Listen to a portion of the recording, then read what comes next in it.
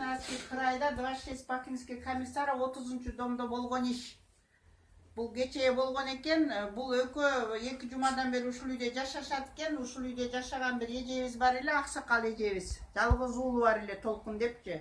Ошо менен жашашып, бул 2 жумадан бери ошол эжебиздин үйүндөгү телевизор, ноутбуктарды залогко коюшуп, ичишип, эжебиздин жалгыз уулу Толкун менен ичип, жана жаман арактан ичишкен экен. Кече кусуп ал скорый алып кетип, ошо кусса дагы ошо бүр туугандар келип эшик такылдаса да ачышпастан муну эки акмак арак ичкенден скорыйга салып берип, тиги Толкун деген инибиз скорыйда өлүп калыптыр.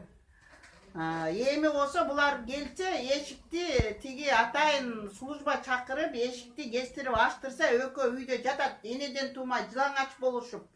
Мына экөөнү тааныгандар барбы, тууган уругу барбы мына экөөнүкү? Ушул экөөнүн айынан бир чырактай 81-жылкы бирөөнүн жалгыз баласы өлүп калып, азыр моргто жатат. Туугандар, кыргыздар, бул ойлонобузбу биз? Качан ойлонобуз бул арактын айынан? Ушуга окшогон мына болсо үй жайы жок, эч кимим жок дейт.